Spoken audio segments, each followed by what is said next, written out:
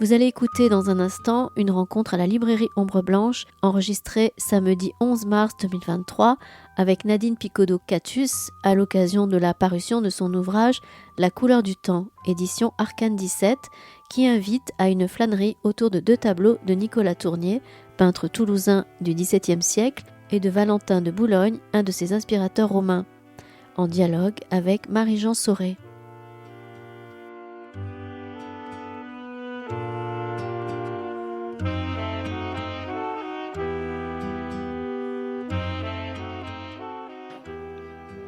Bon, donc on se rassemble pour discuter avec son auteur de La couleur du temps. Bon, je dois dire que je suis honoré d'avoir été invité à dialoguer avec toi, je le dis tout de suite. Parle dans le micro. Je parle devant le micro. Ah oui, c'est un truc que j'oublie, ouais. Alors, c'est d'emblée la première question. Puisque au verso, on voit qu'il y a 2 noms. Laure Catus, Nadine Picaudot. Et pour ceux qui te connaissent, c'est 2 noms pour 2 sortes d'ouvrages. Il y a d'un côté l'œuvre de la chercheure, la spécialiste du Moyen-Orient, que certains ont pu écouter ou écouteront peut-être encore dans le cadre du festival du film palestinien à Toulouse en ce moment. Et, oui, et dont elle rate une séance, là. Ouais. Même 2. Et vous aussi. Et vous aussi.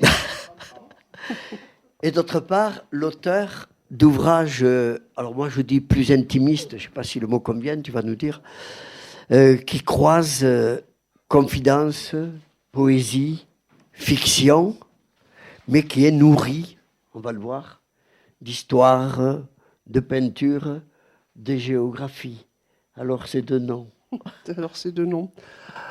Bon, écoute, d'abord, je voudrais remercier la librairie Ombre Blanche de nous accueillir chaleureusement, Christian Torel et toute l'équipe. Remercier Marie-Jean Sauré, qui me fait l'amitié d'être là et de sortir de ses champs habituels d'intervention, quoique, je pense que tu les retrouveras peut-être, on va voir. Donc merci d'être là. Merci à vous d'être là, alors qu'il y a une grosse concurrence que tout le monde connaît, à commencer par le rugby. Donc merci d'avoir sacrifié le rugby pour Judith. Alors, les 2 noms, oui, merci de cette question, parce qu'effectivement, pour moi, elle est évidemment importante. C'est pas une fantaisie. Il y a 2 niveaux de réponse. Le premier niveau, tu l'as dit, c'est que c'est 2 types d'écriture différentes. Nadine Picaudot, c'est mon nom qui a été celui de mon statut professionnel, qui est celui d'un type d'écriture universitaire, académique, scientifique, avec tous les guillemets qu'on voudra. Donc un certain type d'écriture. Et Laure Catus, c'est un nouveau nom, en quelque sorte, qui est un nom d'écriture de fiction. Donc c'est-à-dire une écriture, pour moi, je vais peut-être vous faire sourire, débarrassée de 2 choses. Débarrassée d'une part des notes de bas de page, qui sont le passage obligé et assez lourd des ouvrages universitaires où on ne peut rien avancer sans justifier par des notes qui sont parfois plus importantes que le texte, avec toutes sortes de références béton pour bien voir d'où on sort ce qu'on affirme. Là, on est tranquille avec la fiction, on est dans liberté absolue de l'imagination. Et d'autre part, la question pour une historienne de l'anachronisme. Alors, je vais vous faire sourire parce que quand j'ai fait relire le manuscrit avant de le publier à un ami historien, pratiquement la seule chose qu'il m'a dit, en termes en tout cas de critique, c'était « tu peux pas garder les hortensias ». Parce que les hortensias, au début du XVIIe siècle, il n'y en a pas en Europe. Ils n'arrivent qu'au début du XVIIIe siècle. Voilà, et je vois qu'il y a une dame qui est connaisseuse et qui sait ça. Moi, je l'ignorais, je l'ai appris. Effectivement, c'est juste, et je m'en contrefiche. Et je peux me permettre l'anachronisme qu'on ne peut pas se permettre en histoire, ou en tout cas, c'est plus compliqué. Voilà. Donc, il y a ce niveau-là, 2 types d'écriture, bien sûr. Et puis il y a évidemment quelque chose de plus profond, on va juste l'évoquer et glisser peut-être, qui est que Nadine Picaudot, c'est mon nom de naissance. Donc ça m'inscrit dans une généalogie, ça m'inscrit dans un lieu, une famille, une région, une origine, etc. Et parfois c'est lourd à porter, le fardeau de l'origine, je l'appelle ça parfois. Et Laure Catus, c'est le nom de ma liberté. Voilà, à peu près. Dont les hortensias témoignent. dont les Hortensias témoignent. D'ailleurs, ça pose une question qu'on retrouvera. Ouais. C'est qu'est-ce qu'on ne peut dire avec Hortensia qu'on ne peut dire avec aucun nom de fleur de l'époque. Bon, on laisse tomber. Ah, oulala, j'ai jamais réfléchi à ça. Première réflexion, mais qui va dans ce sens, c'est que c'est pas possible de saisir par un mot. Ah oui, c'est ça que j'aurais dû peut-être dire ça un peu avant. Fut-il ton propre nom, le réel de ce que l'on est. C'est d'où la fluidité des identités, bon, on mesure ça aujourd'hui, qui sont toujours insatisfaisantes et changeantes, et la possibilité de choisir un nom donc plus proche du récit. Alors je ne sais pas si ma phrase après est audible, mais auquel la trace de ce que le nom rate, comme la trace de ce après quoi nous courons, donne le style. Je crois que c'est... Et c'est aussi, ça laisse cette liberté de recourir donc à la poésie et, comme tu viens de le dire, à la peinture, à la fiction, enfin, mais aussi à la peinture. Qui est fiction aussi. Qui est fiction. Mais on va voir en quel sens. Fiction de la peinture et fiction du texte. Elle change de sens dans ton texte, qui permet d'approcher ça, c'est quelque chose qu'on pourrait bien attraper. Alors bon, il y a deux écritures dans l'ouvrage qui nous rassemblent. Il y a les deux écritures dont tu as parlé, mais dans l'ouvrage lui-même, il y a deux écritures. C'est ça. Une écriture italique où tu parles en jeu, et une écriture, enfin une écriture italique pour l'intimiste, on va dire, et des lettres droites pour une fiction qui nous tresse l'intime au récit des vies singulières que tu mets en scène. Alors là, toi-même disais qu'il y avait 3 dimensions dans ce récit. C'est ça. En fait, il n'y a pas 2 dimensions, mais il y en a 3. Il y a bien 2 graphies, il y a 3 dimensions. Il y a la dimension de la voix de la narratrice, qui dit « je », la voix endeuillée de la narratrice. Ça, c'est la partie graphie italique, ce que tu appelles intimiste, à juste titre. Hein. Et puis, il y a 2 autres choses. Il y a des villes désertées par l'histoire, des villes sur lesquelles on reviendra peut-être en fin de discussion. Il y a Toulouse d'abord, il faudra quand même en dire un mot, parce que tout se passe dans un périmètre extrêmement proche d'ici où nous nous trouvons ce soir. Toulouse et Rome pour la deuxième partie, c'est-à-dire c'est aussi des errances dans des villes désertées par l'histoire, j'insiste sur ça. Et la troisième dimension, c'est évidemment la peinture, et c'est effectivement les vagabondages aussi de la narratrice dans différentes temporalités, qui sont à la fois passées et présentes, dans la peinture. Alors, quelle peinture? Pas n'importe quelle peinture. Cette peinture qu'on appelle parfois caravagesque, parce qu'elle est dans l'héritage de Caravage. Je parle peu de Caravage dans le livre, mais je parle de deux peintres, qui sont dans son héritage. Voilà, il n'y a pas de meilleur mot que ça, et qui sont donc Nicolas Tournier. Et Nicolas Tournier, évidemment, j'ai choisi parce que c'est un peintre non pas toulousain, mais qui a vécu et qui est mort à Toulouse dans le premier tiers du XVIIe siècle, et qui donc vivait par là. On y reviendra peut-être. Et ensuite, un autre peintre caravagesque qu'il a connu. Ils se sont connus à Rome, parce que Tournier a d'abord vécu à Rome, avait travaillé à Rome avant d'être à Toulouse, où il est mort donc. Et cet autre peintre que personnellement j'aime énormément, c'est Valentin de Boulogne. Enfin, c'est Jean Valentin, dit Valentin de Boulogne, dont on voit ici ce tableau, qui est celui qui m'a d'abord accroché, sur lequel on reviendra à la fin, si vous voulez bien. Il est là juste pour l'instant, pour vous en imprégner, ou comme arrière-plan. Et il est aux Augustins à Toulouse. Et la plupart des tableaux de Tournier, pas tous ceux dont je parle, sont aussi aux Augustins à Toulouse. Voilà. Donc il y a ces 3 dimensions-là qui sont tressées dans le... Et le point commun de ces 3 thématiques, le jeu d'écho entre elles, pour moi, c'est cette notion, qui est pour moi ce thème obsédant maintenant de l'écriture, qui est la question de la présence-absence. Avec un slash ou un trait d'union entre les deux, comme vous voulez, tous les mystères de la présence-absence. C'est ce qu'on c'est ce qu'on va essayer de creuser. Enfin, je pense. Ah, si, parce que alors, ce livre, je sais que quelques-uns l'ont lu, c'est certainement pas un livre triste, et pourtant, il est d'emblée situé par toi comme un travail de deuil. Alors, ici, travail, c'est pas une métaphore, l'écriture en témoigne. Il y a vraiment, un travail d'écriture, je ne sais pas comment l'appeler, Et c'est pas davantage une sorte de concession à une mauvaise psychologie qui ferait du deuil l'effacement de la perte douloureuse quand, comme Freud l'écrit, alors c'est une référence qui m'a frappé les premières fois où on en a parlé, comme Freud l'écrit à son ami Bieswanger à propos de la perte de leurs enfants respectifs, la souffrance est la seule preuve qu'il nous reste de les avoir aimés. Et là, peut-être ça serait bien de lire page 12. D'accord. De suivre encore des yeux. Je me demande quelle heure il peut bien être au pays où tu es. Je te parlerai des saisons, de l'éternel retour du même, de la palpitation tiède des âmes certains soirs de printemps.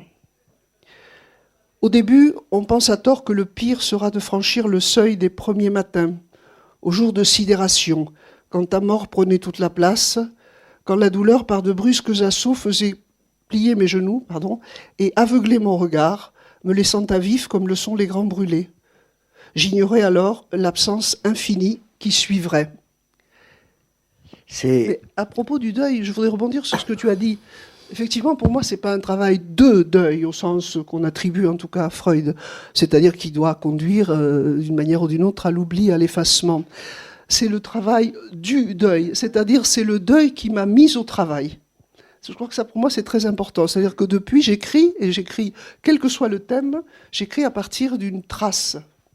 J'écris à partir d'une perte et d'une trace, et de la trace de la perte. Tout ce que tu viens de dire autrement. Je me suis mal fait comprendre, parce que c'est exactement ça que Freud veut dire. Ah oui, c'est ça. On l'a mal interprété. Contrairement à ce qu'on lui fait dire. C'est ça. Et donc l'absence de l'aimer est traquée, mais je trouve que le mot plus juste, ça serait étracé. C'est ça. Alors évidemment, c'est un peu piégé le mot quand on pense au tracement de tous les produits qu'on achète, il faut que ça soit tracé. Bon. C'est pas exactement ça. Et il est tracé dans la peinture, alors que vous avez aimé ensemble, ça c'est un élément décisif. Une peinture révolutionnaire, quand Caravage l'a inventée, en quelque sorte, cette peinture-là. Une peinture qui ne représente pas par sa comment on pourrait dire, qui ne représente pas, mais par sa présence même, capture quelque chose de ce réel insaisissable sous la forme de ce qui la creuse et qui fait place au spectateur. Alors là, il faut que tu nous introduises à ces peintres. À ces peintres et à ces questions un peu complexes. J'ai essayé d'être pas trop pédante parce que c'est pas du tout un essai savant sur la peinture et je suis pas historienne de l'art et je suis pas spécialiste. Ce que je traque ou que je trace, c'est les résonances en moi, en nous et en moi aujourd'hui de la peinture, ce qui est très différent. Alors, tu parles de Révolution Caravage, donc ça, c'est pas du Caravage, ça, c'est de Nicolas Tournier, ça s'appelle le Reniement de Saint-Pierre. Alors attention, il y a un Reniement de Saint-Pierre aux Augustins, mais qui n'est pas celui-là et qui, à mon sens, est une mauvaise copie de celui-là. Celui-là, je ne sais plus où il est, mais il n'est pas à Toulouse, malheureusement. Bon, il n'a pas été retouché, malheureusement, celui-là, donc il est moins spectaculaire que ceux qui vont venir, mais il m'a intéressé quand même. Donc, Reniement de Saint-Pierre, c'est vraiment typiquement du post-Caravage à plusieurs, donc je vais être assez bref, mais à plusieurs niveaux. D'abord, l'un des traits de ces révolutions, c'est que par rapport aux règles classiques de la peinture de la Renaissance, par exemple, qui les a formalisées, il y a une disparition radicale des arrière-plans. Il n'y a aucun repère spatial. Il n'y a pas de paysage derrière, il n'y a pas d'architecture, il n'y a pas de dallage au sol, il n'y a pas de profondeur, il n'y a pas de perspective. Il y a un fond sombre sur lequel se détachent, ou comme s'ils sortaient de l'ombre, comme s'ils étaient arrachés aux ténèbres, des figures humaines. Donc ça, c'est une première révolution, c'est très important, parce que la perspective donnait l'illusion de la profondeur, parce que la perspective assignait une place au spectateur, suivre la ligne de fuite du tableau. Là, on perd tout ça, et c'est comme ça qu'on passe, c'est un des éléments par lequel on passe de ce qu'on appelle la représentation, en termes classiques, disons Renaissance, à l'effet de présence. Ça, je tiens beaucoup à cette expression. Je trouve qu'il y a chez Caravage et ses suiveurs, dans ce type de tableau au moins, un effet de présence de ces personnages. Donc ça tient au fond noir et à l'absence de profondeur et de perspective. Alors bien sûr, il y a des éléments de perspective, il y a l'angle de ce sarcophage sur lequel est assis le soldat qui délimite les deux parties du tableau. Caravagesque aussi, bien entendu, mais ça c'est plus anecdotique pour moi, le fait que ça juxtapose deux types de scènes, une scène religieuse l'arrestation de Pierre, et une scène classique de taverne, comme les Caravagesques les ont adorés à la suite du maître, qui sont des fausses tavernes, qui sont des tavernes de convention, avec des personnages génériques toujours les mêmes, le soldat, le joueur de dés, la bohémienne, le petit garçon rêveur dans certains cas, le joueur de lutte qu'on va retrouver, peu importe. Donc les fonds et les figures. Ces figures, elles sont disposées sur plusieurs plans, mais quand même de manière assez frontale. Elles sont coupées à mi-corps pour beaucoup d'entre elles, et sont prises dans des cadres serrés. C'est presque des cadrages cinématographiques. Ça aussi, c'est révolutionnaire. Et évidemment, il y a une espèce de puissance des corps qui est nouvelle dans la peinture. Et puis, ce ne sont plus les corps idéalisés de la Renaissance.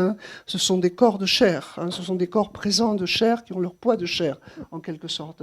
Et ça tient au fait qu'on travaille à partir de ce moment-là sur le modèle vivant. Sur les modèles pris dans les rues. C'est ce qu'on appelle en italien la pittura dal naturale, la peinture à partir de la nature, à partir du modèle vivant. Et puis il y a un autre élément qui est nouveau, c'est la question de la lumière, bien sûr, dont on a beaucoup parlé pour Caravage. Alors on dit en général clair-obscur. C'est vrai, on le voit ici, bien que les couleurs soient pas bonnes et que la reproduction n'est pas très bonne, mais ça veut dire que jusque-là, il y avait une lumière qu'on n'apercevait pas, comme si elle était étale, c'est-à-dire comme si la lumière était extérieure au monde et indifférente à ce qu'elle éclaire, en quelque sorte. Alors que là, on a soit, c'est beaucoup plus vrai pour Caravage lui-même, des effets de projecteur, quelquefois comme un projecteur de théâtre qui éclaire la scène d'une lumière crue et qui émerge des ténèbres de manière très tranchée, avec ce tranchant de l'ombre et de la lumière. Et là, dans ce type de choses, on a plus le clair-obscur. On va en revoir deux autres très rapidement à la suite. Oui, tu peux déjà glisser vers les autres. Une question. Oui, pardon, vas-y, je t'en prie, oui. C'est pas lui qui s'est représenté? Alors ça, attends, pardon, Colin, on va revenir à celui d'avant pour la question de Marie-Jean. Là, tu vois, l'avant-dernier. Le soldat? Non, non. Le joueur de dés? Non, non, là. Comme il le fait là dans notre table, entre les deux, avec le bonnet. Ah, là, avec le bonnet. Alors là, je ne sais pas, c'est Françoise qui va nous répondre, elle est dans la salle. Dans un autre tableau, j'avais vu que c'était représenté. Oui. Qui pourrait ressembler à ça. Moi, j'avais lu au contraire qu'il n'y avait pas vraiment d'autoportrait. Enfin, on n'est pas sûr qu'il y ait un autoportrait quelque part de Tournier. Mais enfin, voilà. Donc, peut-être pas. Voilà. Oui, c'est une question, mais à laquelle je n'ai pas vraiment de réponse. Donc, toi, tu penses avoir trouvé son portrait dans l'autre tableau, comment ça s'appelle? Jésus amené au tombeau, mais voilà. Bon, je ne sais pas. Peut-être. Peut-être est-ce Tournier. En tout cas, de Tournier, j'ai imaginé Tournier, on va pas lire tous ces passages où je le mets en scène dans Toulouse, où je parle de son physique, etc. Tout ça, c'est de la fiction pure, je n'ai aucune idée à quoi ressemblait Tournier. On va continuer. Je vais sur la question de la Révolution Caravage, mais 2 minutes, parce que je ne veux pas trop vous encombrer avec des considérations comme ça. Donc ça, c'est un beau Tournier ça s'appelle Le Concert. Donc c'est typiquement ces scènes, on retrouve le sarcophage, on retrouve les personnages en ligne. Celui-ci a été retravaillé, merci Martine, pour les couleurs, et donc il est plus beau de ce point de vue-là. Parmi cet effet de présence, donc j'en étais à la question des corps et de la lumière, et j'ajoute la question de la couleur. C'est-à-dire que, non pas que des tableaux précédents n'étaient pas colorés, mais simplement, vous savez qu'il y a eu tout un débat qui a duré des siècles, en Italie notamment, sur la question de la prééminence à accorder soit au dessin, soit à la couleur, avec des gens qui étaient pour le dessin et d'autres qui insistaient sur la couleur. Avec la Révolution Caravage, on est dans les coloristes l'emportent, si vous voulez. Non pas qu'il n'y ait pas du dessin, mais c'est la couleur elle-même et c'est le jeu des volumes et des couleurs qui, au fond, situent les personnages, les lient entre eux et créent leur propre espace et leur propre lieu. Et ici, on a quand même des couleurs assez frappantes. Et le dernier point, et on va glisser à la dernière, oui, à la suivante, oui, parce que je ne veux pas y passer quand même trop de temps, qui est un tableau de Valentin de Boulogne, voilà, que je reproduis, mais qui reproduit mais très mal dans le livre. L'autre élément qui tient, alors ça c'est une allégorie, toujours située dans une pseudo-taverne, une allégorie des 4 âges de l'homme, c'est son titre, avec le vieillard en arrière, qui, bon, peu importe, qui boit et qui thésaurise. Compter son argent et boire, c'est ce qui nous reste apparemment à un certain âge. Ça c'est l'âge adulte, mais il est déjà dans une espèce de mélancolie. Il a des carnets, on ne sait pas très bien de quoi, et c'est en même temps un soldat, peut-être un ingénieur militaire, voilà. La jeunesse est incarnée par ce personnage que j'aime, c'est Valentin de Boulogne lui-même. Alors là, on sait que c'est un autoportrait, il en a fait beaucoup, on le connaît bien. Voilà, et il y a ce jeune homme au lutte qui est Valentin, et puis l'enfant qui a une cage vide d'oiseaux d'ailleurs, qui a fait couler beaucoup d'encre. Je ne vais pas y entrer. Ce que je voulais juste dire pour finir sur ce point, c'est qu'un autre élément de l'effet de présence, c'est la question des regards, bien sûr. Et notamment du regard ici de ce portrait de Valentin, cet autoportrait, mais qui peut se retrouver dans d'autres tableaux de la même veine. Le regard dont on dit qu'il conduit le spectateur, le regardeur dans l'image, qui en même temps est un drôle de regard, un regard un peu perdu. Qui regarde-t-il ? Quel au-delà du visible il regarde ? C'est pas très sûr qu'il regarde le spectateur.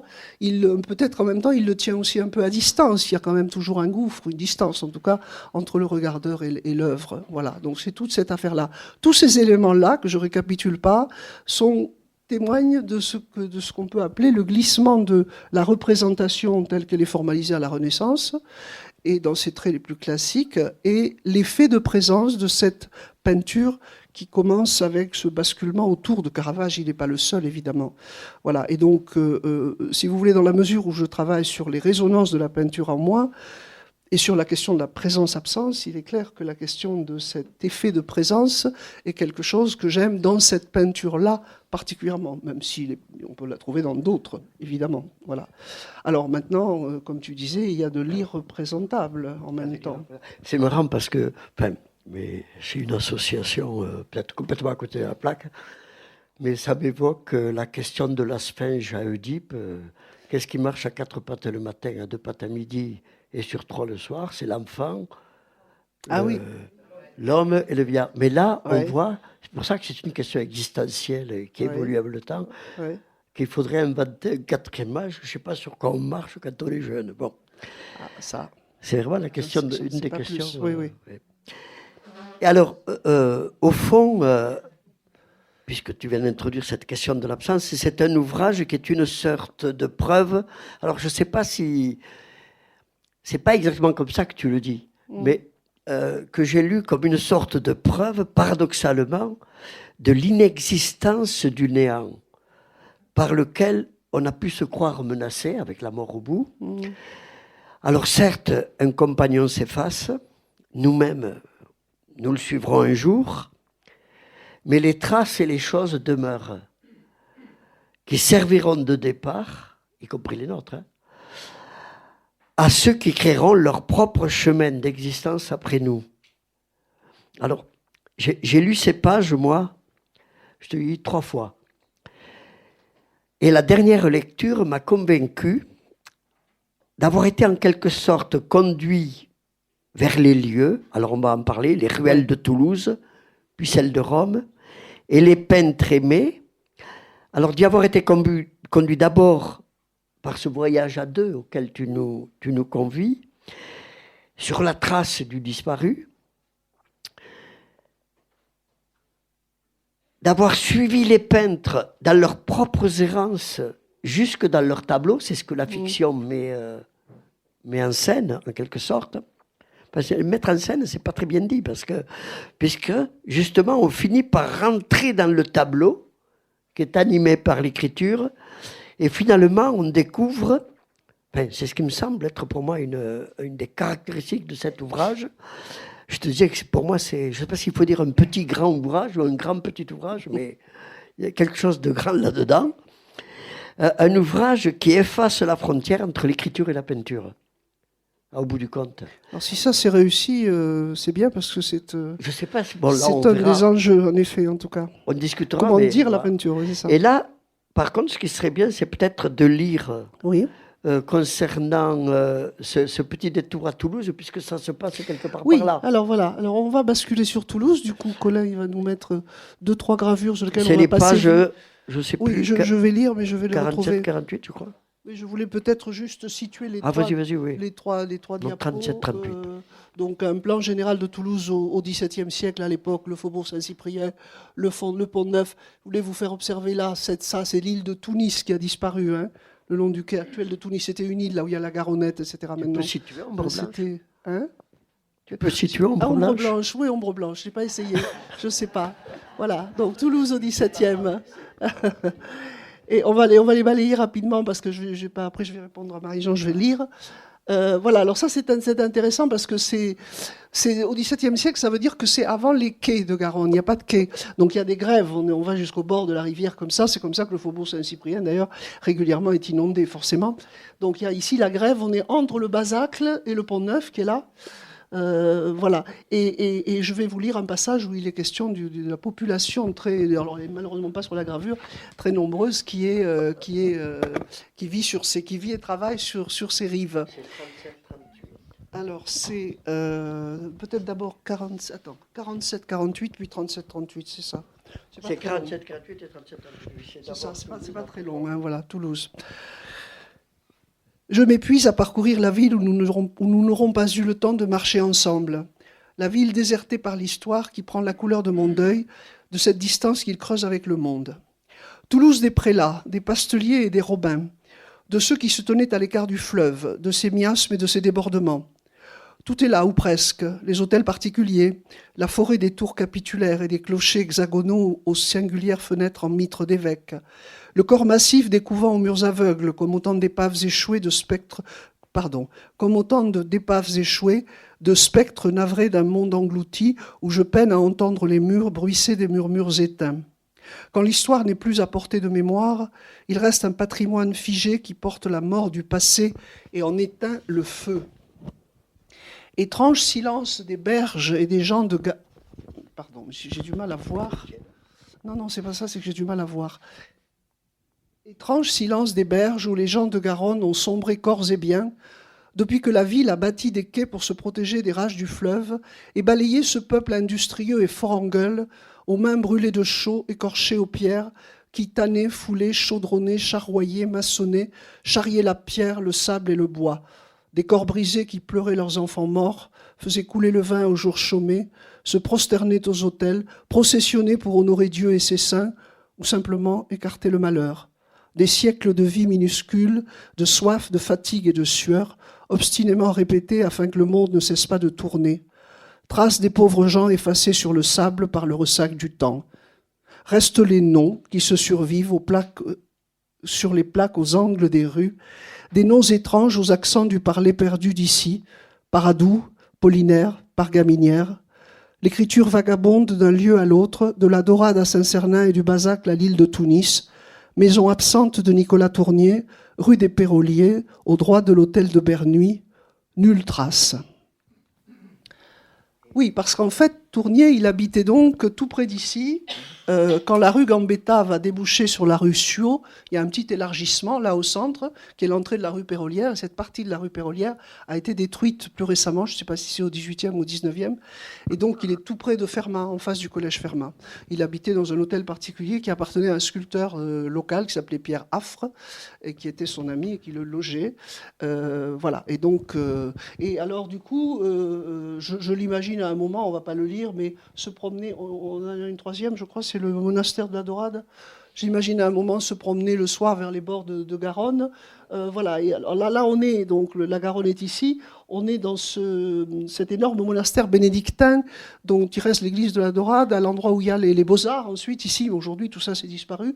Donc, en se promenant, il passait sous l'arche qui est là-bas, sous l'église, on passait comme ça, longé des jardins du monastère qui descendaient en pente douce vers le fleuve. Ici, il y avait ici un cimetière, je crois. Voilà, et aller se promener vers le chantier du Pont-Neuf que j'évoque à un moment donné, parce que du coup il y a quand même aussi des éléments de contexte, on ne va pas s'y arrêter dans ce livre, que j'emprunte d'ailleurs entièrement, presque mot pour mot. Je veux quand même lui rendre hommage là, je ne le connais pas, mais je ne sais pas, il est peut-être décédé, je ne sais pas, à un ouvrage en tout cas de Michel Taillefer qui s'appelle Toulouse, qui s'appelle comment Toulouse, je ne sais plus, sous l'Ancien Régime, non c'est ça, quelque chose comme ça, en tout cas auquel j'emprunte tous ces éléments d'histoire que je n'ai pas travaillé du tout moi. Donc les éléments de contexte, c'est la peste de 1628 qui fait un chapitre entier de l'ouvrage. C'est donc la révolte de Montmorency et sa décapitation au Capitole en 1632. Et c'est la construction du Pont-Neuf qui est terminée en 1631 et qui a duré en 32, qui a inauguré plus tard et qui a duré pratiquement un siècle. Voilà. Donc j'imagine Tournier déambulant dans ces quartiers-là. Donc Toulouse, voilà.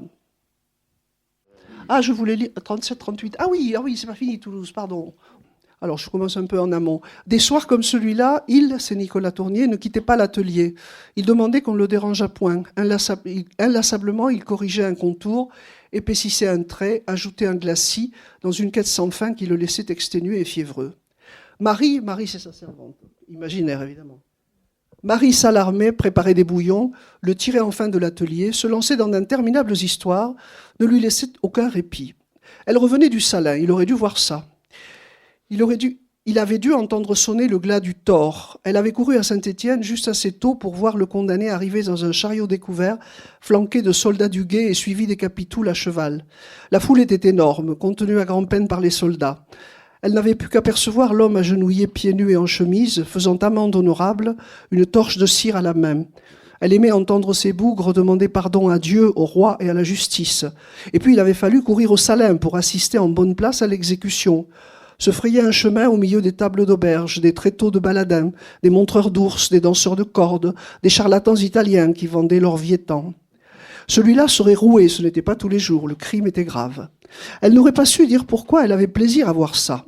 Parfois, les cris des condamnés et la vue des corps disloqués lui soulevaient le cœur, mais elle restait là, fascinée, à regarder jusqu'au bout. Elle parlait de tous ceux pour qui on dressait la potence, voleurs de mules, empoisonneurs de puits, tueuses d'enfants, des condamnés attachés au pilori par un collier de fer, des femmes de mauvaise vie fouettées jusqu'au sang, des maquerelles que l'on mouillait dans le fleuve, enfermées dans des cages de fer. Mais celui qu'elle n'oublierait pas, c'est le jeune Italien du nom de Vanini, que l'on avait brûlé ici voilà quelques années, un impie, un blasphémateur, un protégé de Montluc pourtant, mais qui n'avait pu échapper à la colère divine. Toulouse ne pouvait tolérer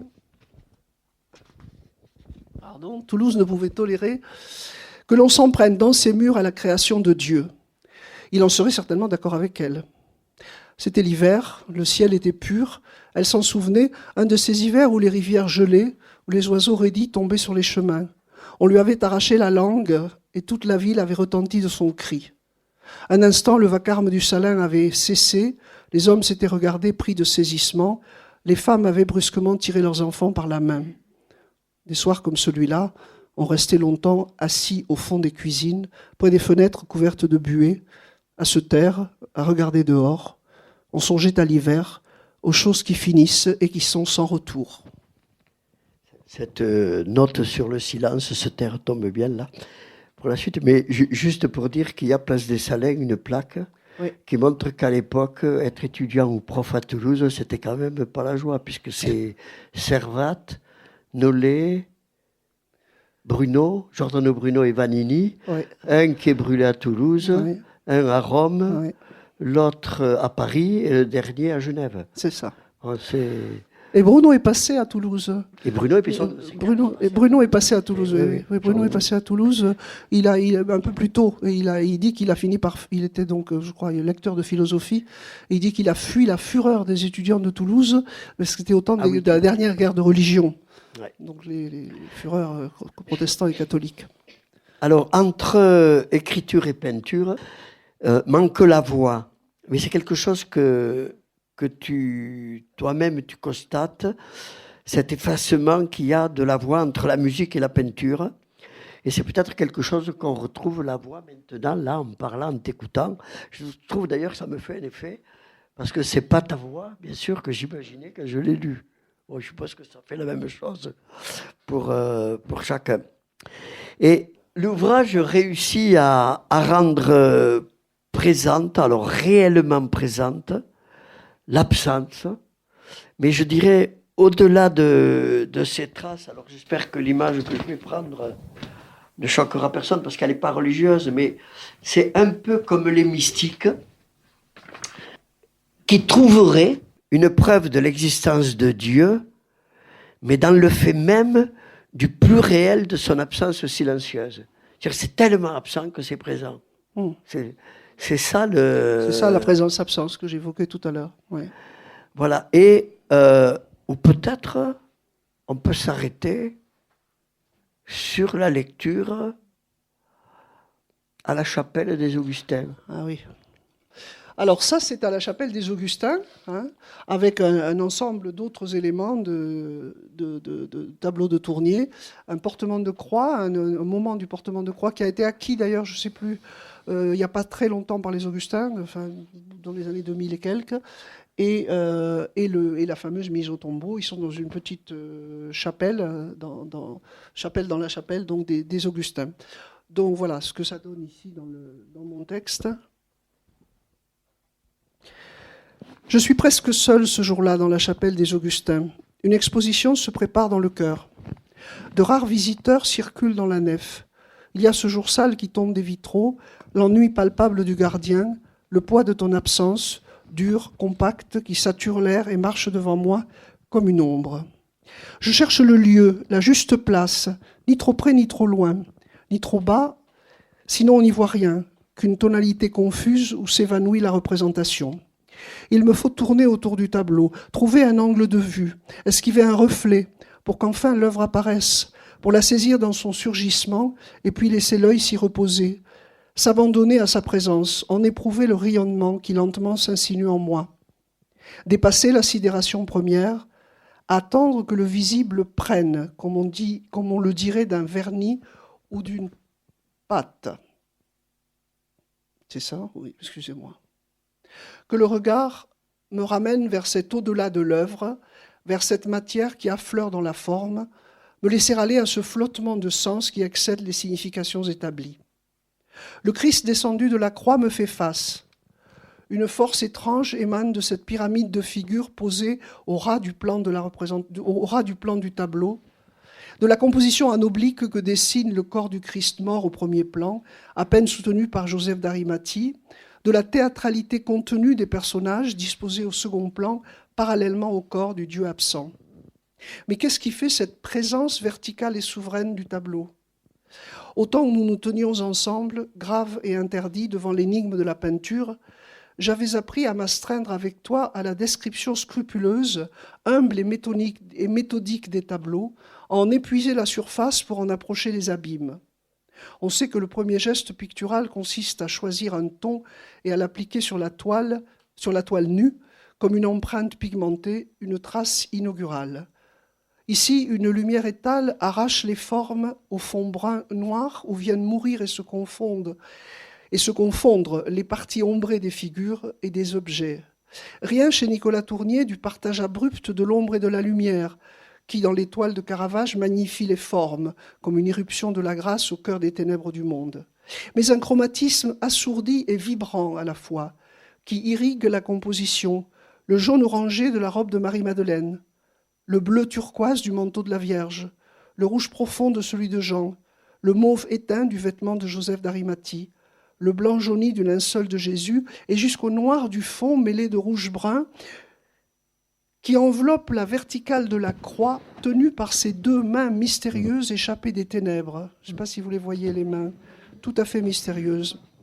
Aux pâles reflets qui adoucissent les plis des lourdes étoffes, à l'expression recueillie des visages refermés sur eux-mêmes, répond la nudité saisissante du corps de Jésus, jeté là, à l'avant du tableau, dans la lumière verdâtre de la mort, son modelé parfait rehaussé d'un trait sombre qui en délimite les contours, la géométrie blanche du pagne qui lui enserre les reins, enveloppée d'une lueur diffuse qui est la couleur même du temps, les figures créent leur espace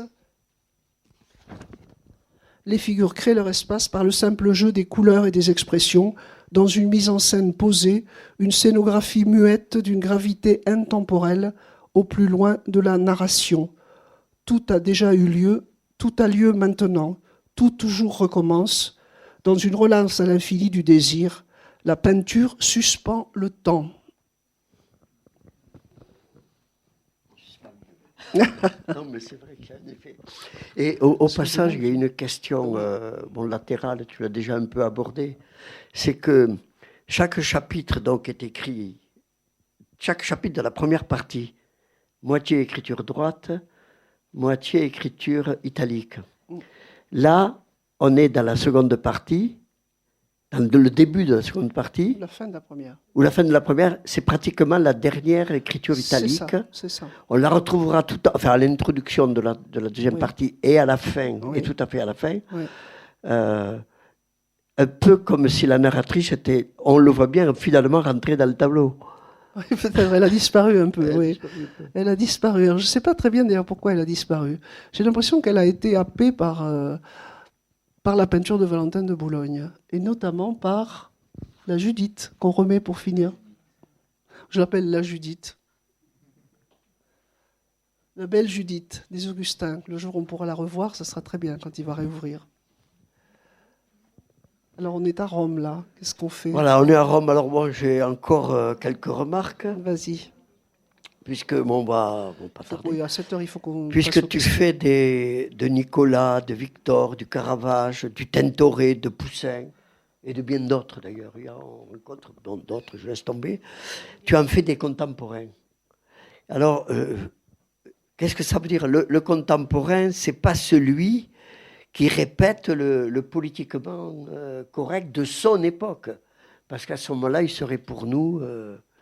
ils appartiendraient au passé. Je ne vois pas pourquoi on irait les voir, d'un certain point de vue, sinon comme des reliques, des vieilles choses.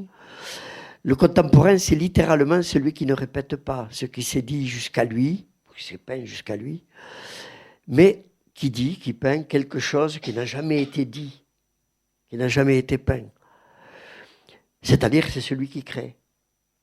Autrement dit, est contemporain, celui qui devance son époque et qui nous enseigne. Alors, ce que je trouve assez formidable là, c'est que sans doute le Caravage, Jean-Valentin de Bologne, que je m'efforce, que j'appelle Vincent. Tu appelles tantôt Vincent, tantôt Victor, mais oui, c'est Valentin. C'est affolant. Fût-ce sous des habits de fiction, alors il faudra revenir sur la question de la fiction, mais sont nos contemporains. Et grâce sans doute à une contemporaine, à celle qui arrive à faire qu'il nous parle, quoi. À faire de nos interlocuteurs.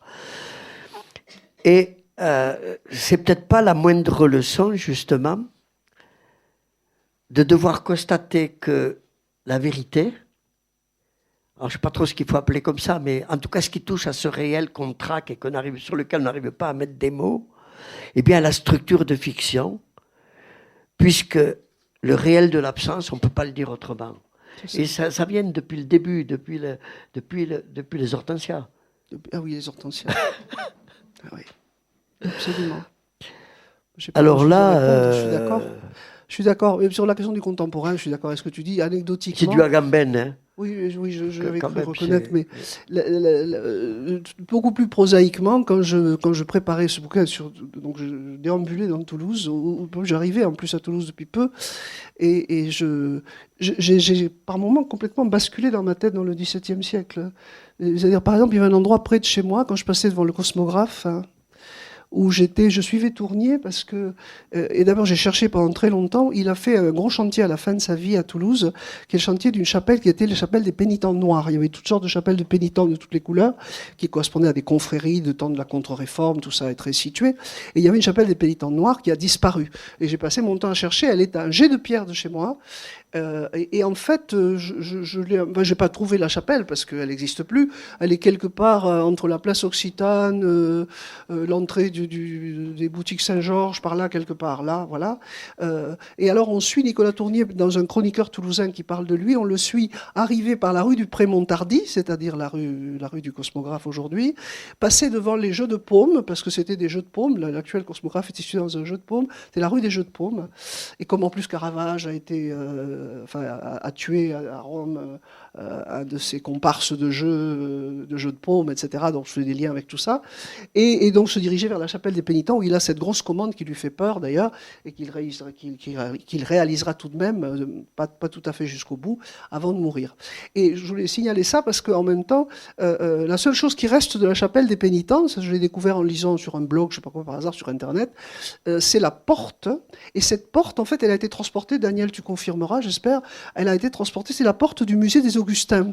hein, la porte d'entrée des visiteurs au musée des Augustins. En fait, c'est ce qui reste de cette chapelle. Cette chapelle qui a été détruite dans les années 60. Hein, parce que j'ai retrouvé une carte postale hein, qui montre la destruction du quartier autour des années 60. On a détruit la chapelle des pénitents. Il faut le faire quand même, on le ferait plus aujourd'hui. Hein. On n'a gardé que la porte. Voilà, tout ça pour dire que la contemporaine était en train de se perdre en même temps dans le XVIIe siècle par moment.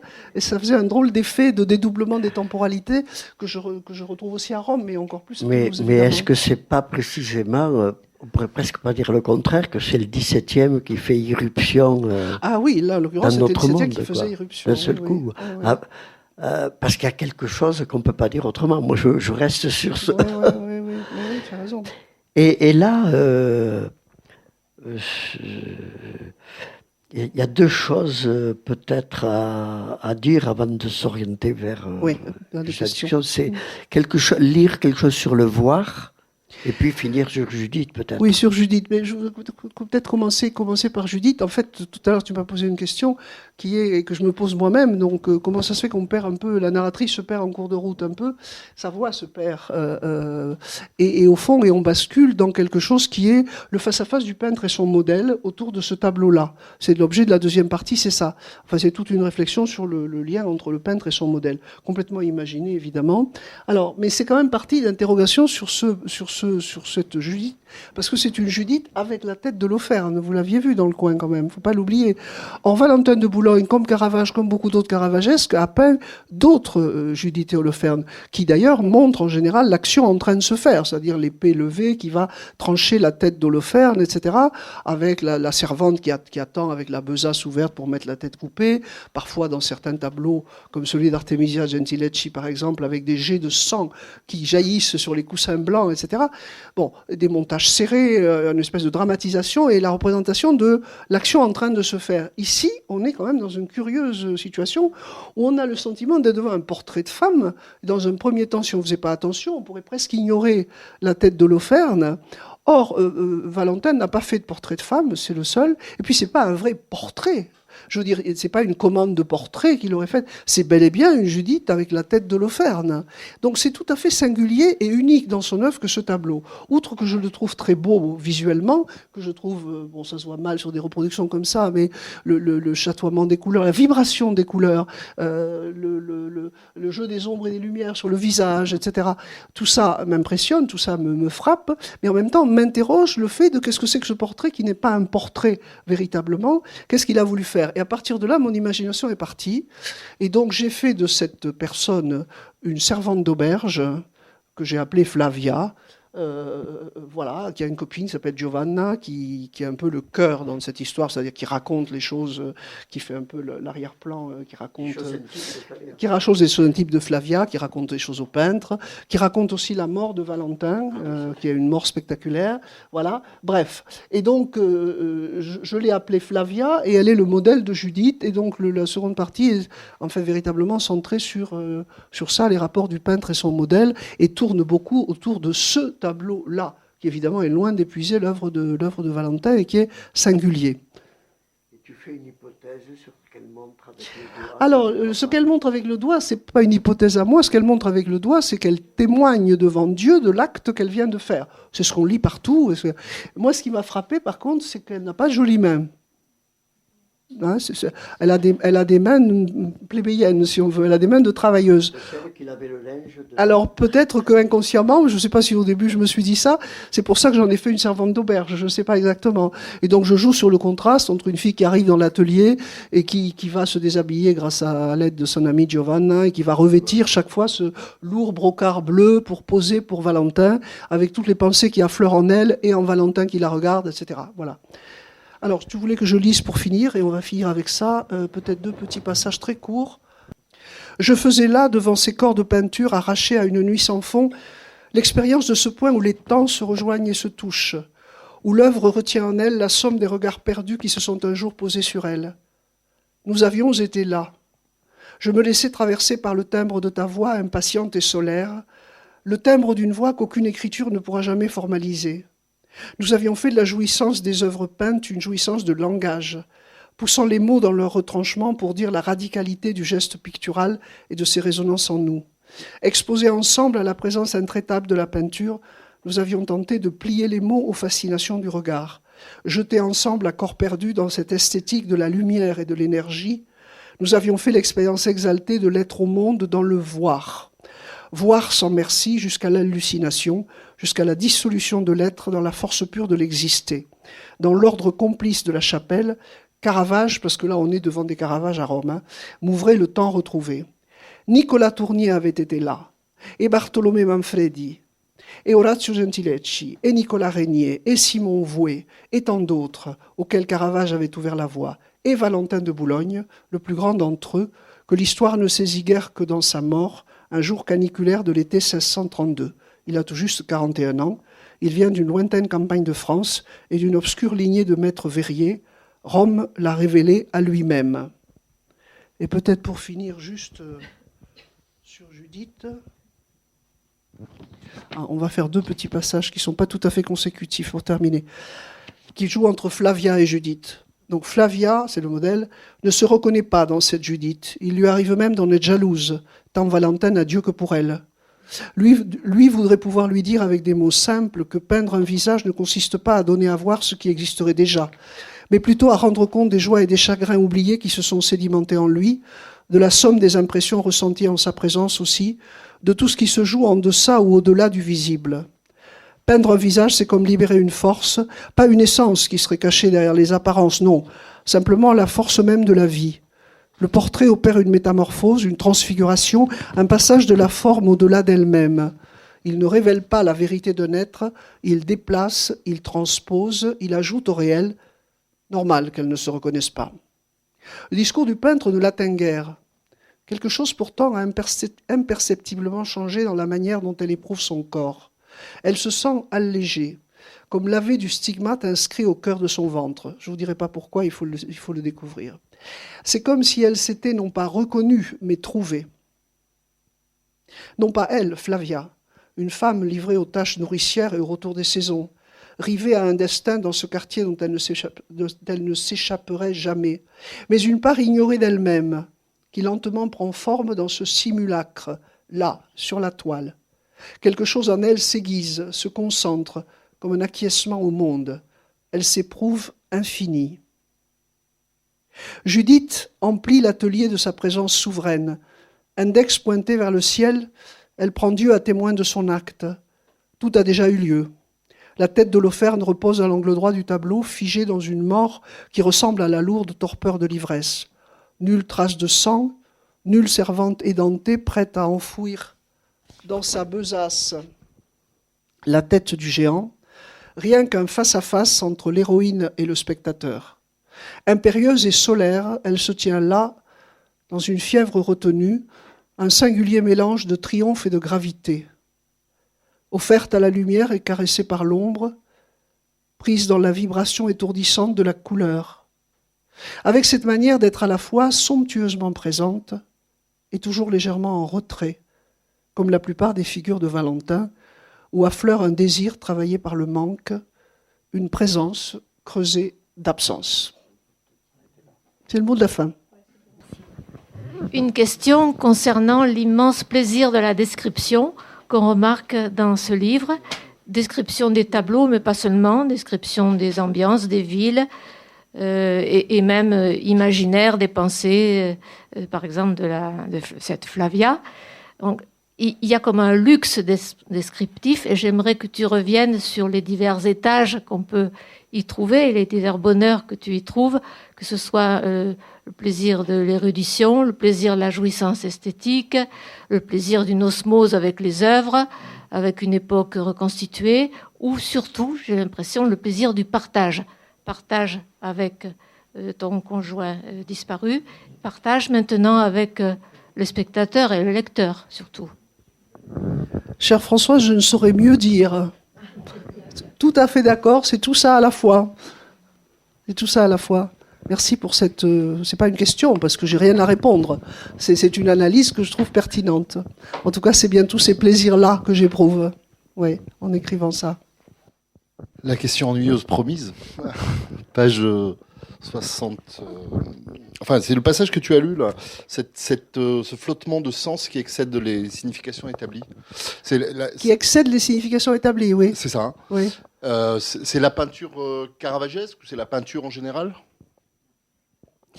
Moi, je pense moi, je l'appliquerais à la peinture en général. Je pense qu'on pourrait l'appliquer à la peinture en général. Et du coup, je me permets de prolonger la question. Je t'en prie. Dans les dimensions de la peinture caravagesque que tu as énumérées tout à l'heure, l'absence de fond, l'importance des regards, la théâtralité. Moi, il y a une dimension. Alors, personnellement, quand je pense à Caravage ou au caravagesque, il y a vraiment une chose que j'ai en tête, c'est la gestuelle. Ici, c'est quand même vrai, j'en ai pas parlé.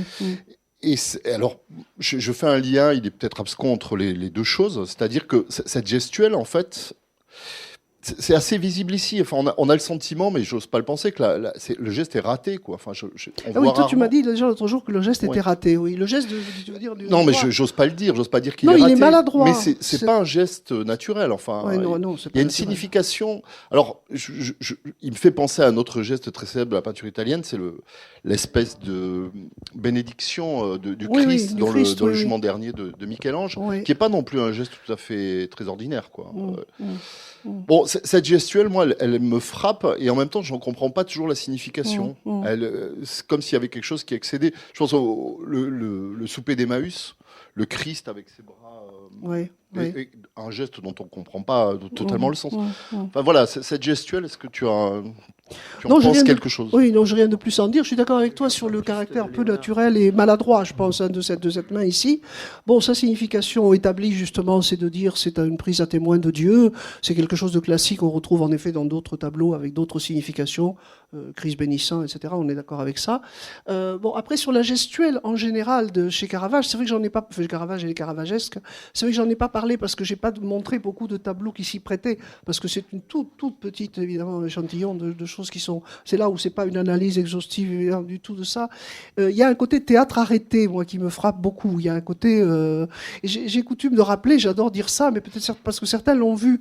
Pendant le confinement, j'ai reçu une petite vidéo qui a beaucoup circulé, où c'est une troupe de théâtre italienne, dont j'ai plus le nom, qui s'amuse à faire des reconstitutions de tableaux, et qui passe d'un tableau, vous l'avez vu plusieurs, qui passe d'un tableau à l'autre en changeant en quelques minutes de costume, et qui brutalement s'arrête, et c'est un tableau de Caravage. Et c'est absolument merveilleux, et ça fait vraiment cet effet de théâtre arrêté, qui est... Donc, en effet, la gestuelle est fondamentale, le mouvement est fondamental. C'est une peinture du mouvement, c'est une peinture théâtralisée, c'est... Voilà. Mais je suis pas forcément capable d'aller plus loin que ça, Nicolas. Mais toi-même, dans l'ouvrage, tu mets à un moment donné, je crois que c'est Valentin qui fait jouer les gens, non? Oui, mais ça, c'est moi qui l'imagine. Hein. C'est moi qui l'imagine, c'est pour le Christ, parce qu'il y a un tableau aussi très mouvementé qu'il a fait 2 fois, d'ailleurs, une fois il change le Christ de côté, qui est le Christ chassant les marchands du temple. Donc effectivement, c'est très véhément, il y a des gestes dans tous les sens, il y a la foule apeurée qui lève les bras, il y a Christ qui fouette les marchands, qui tombe au sol, qui les étale renversés, enfin c'est spectaculaire, voilà. Et donc, pardon ? Non, juste, j'imagine, dans le passage que Marie-Jean rappelle, là, j'imagine que Valentin se promène, il se promène à coup sûr tous sur ce fameux Campo Vaccino, le champ des vaches, qui est en fait le forum romain en ruine, mais qui sert de pâturage au bétail et qui sert de toutes sortes de choses, et où les peintres passent leur temps à se balader, carnet de dessin à la main, pour croquer les colonnades en ruine, l'ombre du Palatin derrière, les fours à chaud par lesquels on recycle la pierre des ruines, enfin tout un petit monde, des auberges, etc.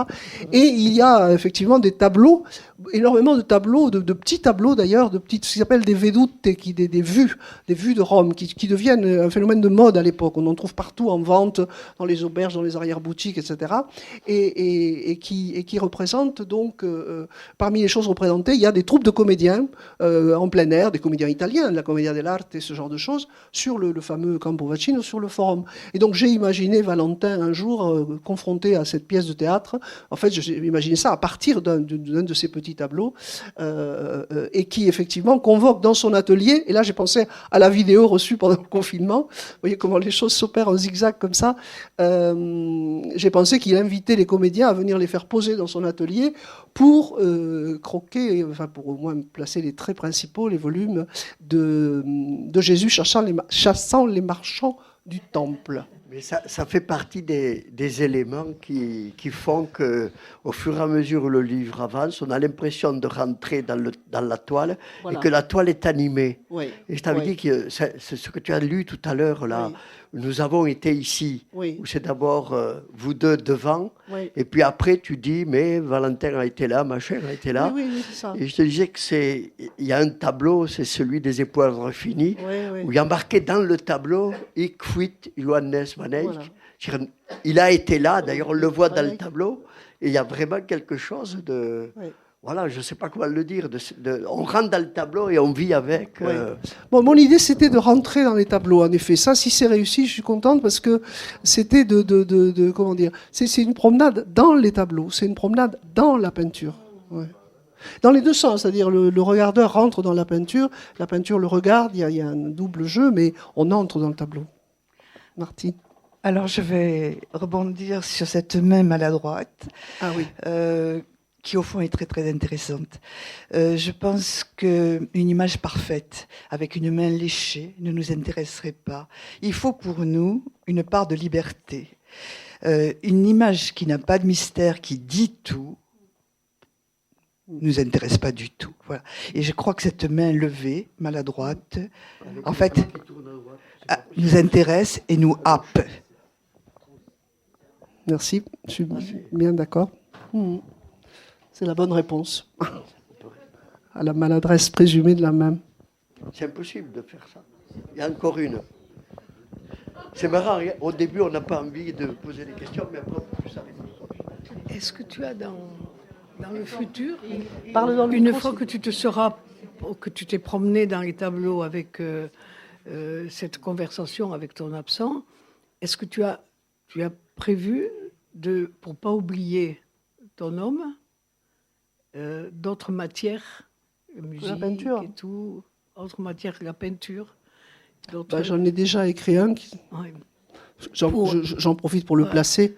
C'est-à-dire Merci Régine. pour être La maison de la Fontaine. pour pas oublier. Alors, dans la maison de la Fontaine, c'est pas Pour le qu'il reste- centre, n'est oui, pas ça. voilà. Oui. Pardon. Oui, non, mais ça vient. La maison de la Fontaine.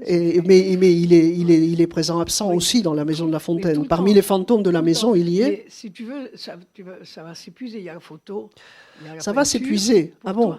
Toi, qu'est-ce que tu vas faire pour ne pas qu'il s'éloigne?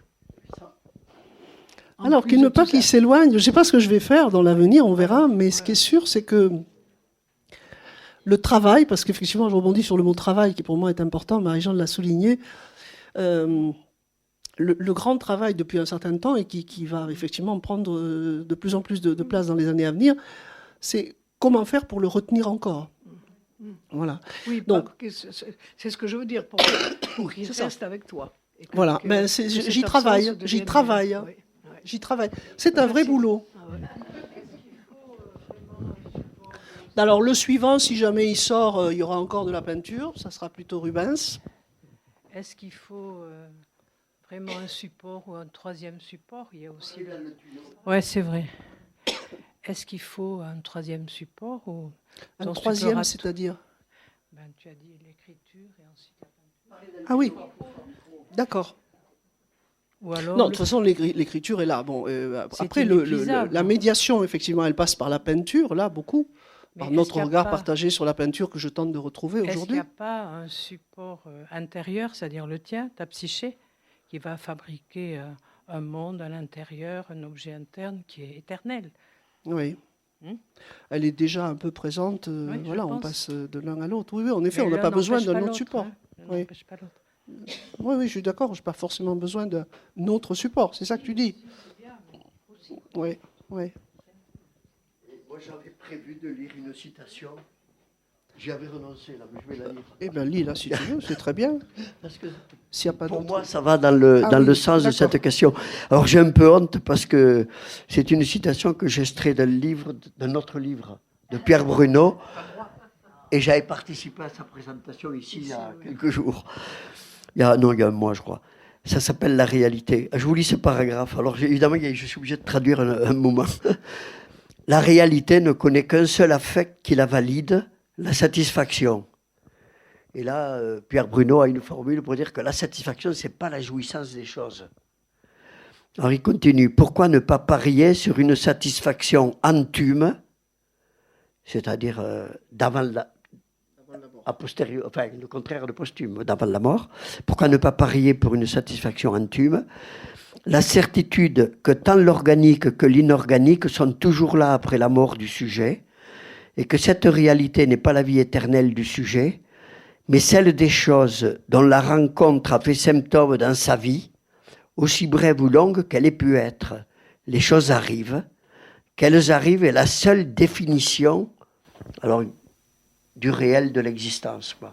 C'est-à-dire on part, mais les traces sont là. Donc moi, j'aurais pas tellement de crainte que... Qui s'échappe. L'oubli, c'est pathologique. Les choses arrivent, ça me paraît une phrase clé, ça a l'air tout bête. Hein. Les choses arrivent, oui. Les choses arrivent, on les croise à un moment, on les rencontre. Et ça suffit, il n'y a plus rien à dire, on se tait. Moi, je te remercie de cette rencontre. Et moi, je te remercie beaucoup, Marie-Jeanne, de l'avoir animée. Voilà. Et s'il n'y a pas d'autres questions, il y a une impatience à aller voir le match que je sens Vous êtes sûr planer. que vous allez pouvoir digérer? Bon. Merci à tous. Merci beaucoup.